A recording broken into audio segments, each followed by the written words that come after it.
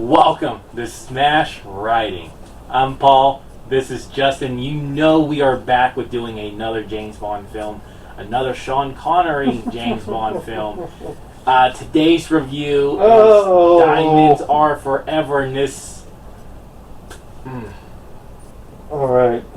Go ahead, Justin. I got some notes here. Okay, first off, Justin, you have notes for everything, and you get one cue card for a... This has to be, the longest movie of all the ones we've watched. No. Our Majesty's Secret Service is longer. No, I mean of this recording block, of all the films that we've done, this had to be at least the longest.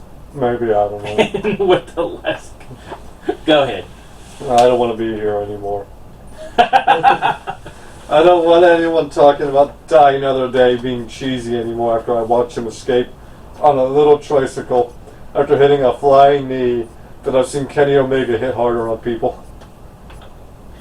Okay. She actually said E to a man brandishing flaming shish kebabs. She actually said E! E! Okay. Let's try to run down this plot. You run down the plot. I don't want to do it. Okay. I don't have any notes for this movie. I took nothing in. First off, the story of this movie is hard to piece together because once again they explain nada until you have to piece 20 minutes. It starts off the bat no story. The movie kicks off with him interrogating all these people, leading to Blofeld. But Blofeld has been making body doubles, so he kills one guy he thinks is Blofeld, then he kills another guy he thinks is Blofeld, and he deems Blofeld as dead, and we see the cat angrily hissing in the head thing of diamonds. Why didn't you grab the cat? But anyway, what was Blofeld making all his copies clones? So it would make it harder to find him. So there are these diamonds that have been stolen, and you got these two guys who keep killing diamond smugglers and stealing their diamonds.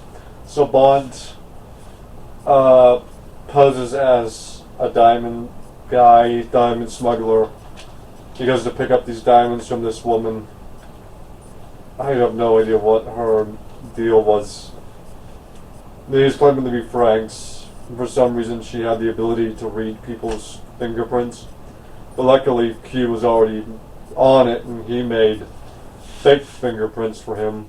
Mm-hmm. While the two guys keep following him around, waiting for an opportune moment to kill him. But he's I don't know what happened to the diamonds. The real diamonds didn't make it or something? I don't know, don't care at this point. But anyway, we're just celebrating that this is the last Sean Connery. No, there's one more. One more, but at least we get a break. For only 2 movies. It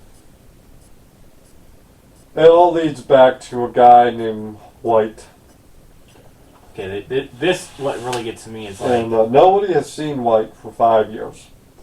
And Bond is told not to go after him. At this point, he's already dating a smuggler he's going to get a pardon for her crimes. And we find out that White is actually Blofeld. He's been using a voice modulator to change his voice and sound like White. Well, they got White as a captive at one of the houses.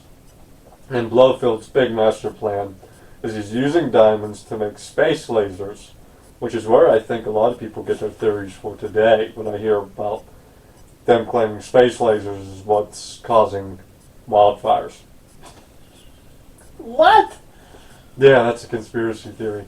Actually, they say that Jews own them and they're causing fires with space lasers.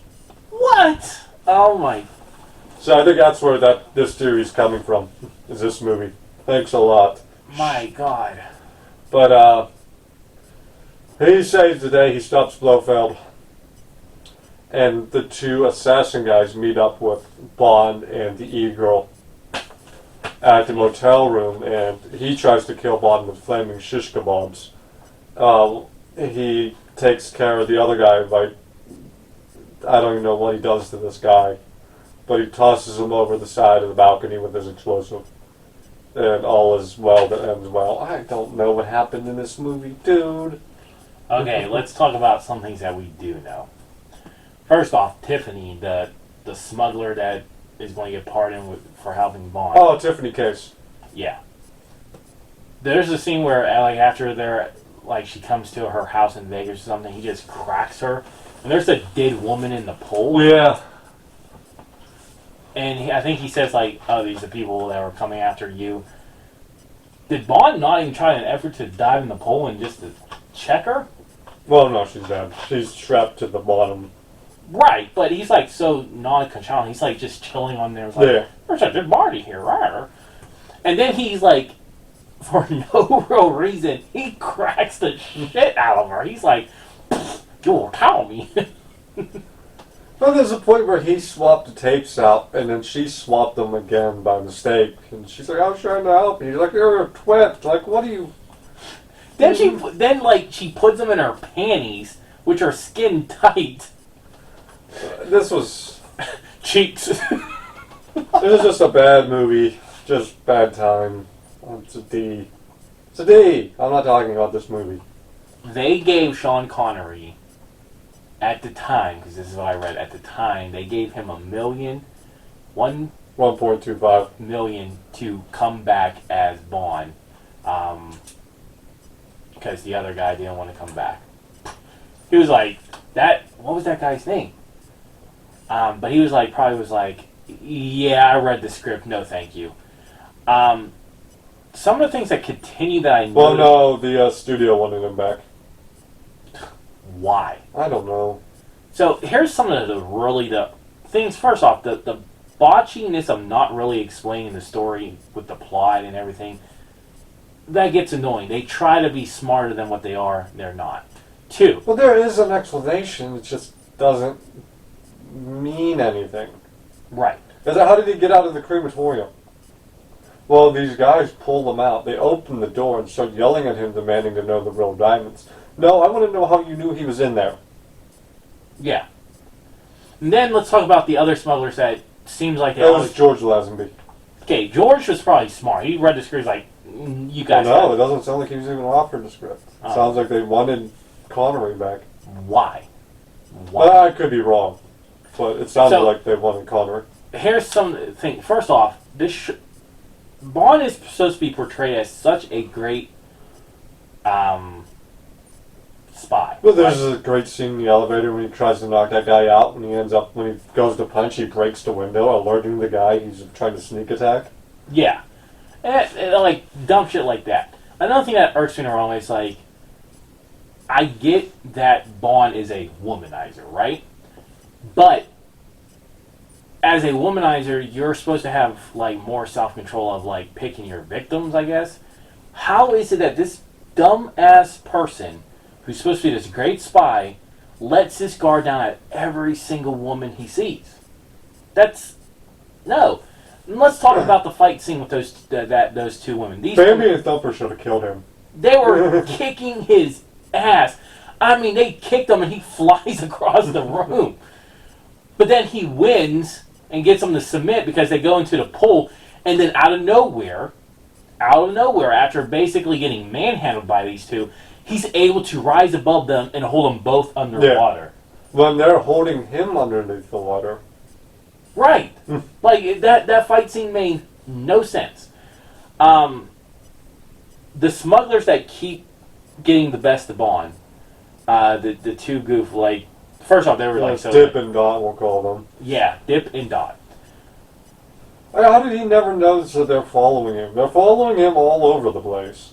And they literally, like, the final scene, which was on the boat, which was so random, because I'm like, why the hell are they even on the ship to begin with?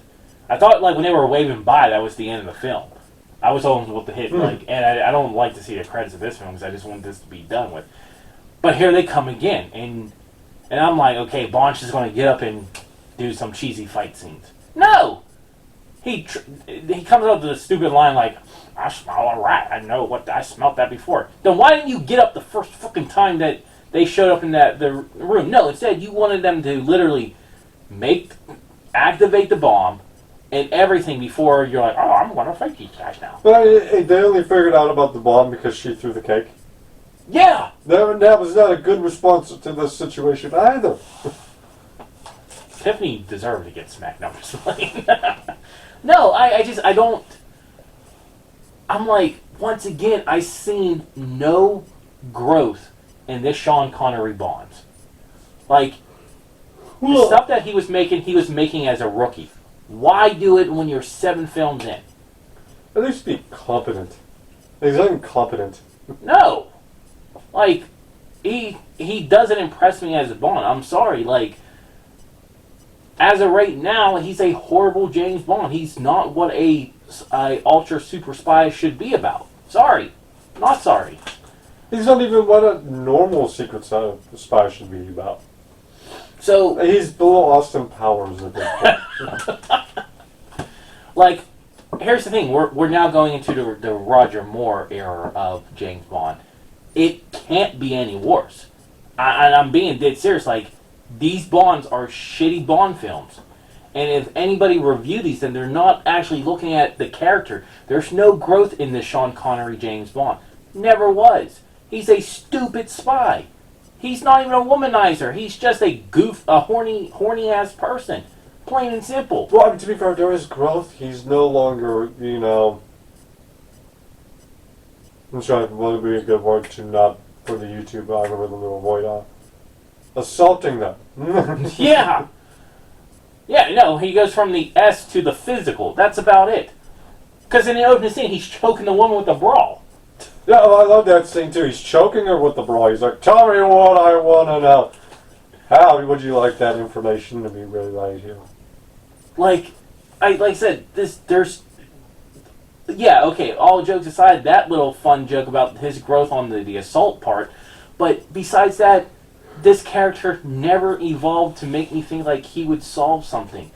If Dr. No, if he was a rookie in Dr. No, totally understood. But then second, third films, and they were like not days apart. Overall, D. I'm giving it a D as well. You can't wait for Brosnan. Come on. I'm just hoping Roger Moore is better. I mean, like I said, you can't get any worse, but Oh, that's not true. Connery's coming back. yeah, another year of Battle of the Bond films. But until next time. Bye-bye.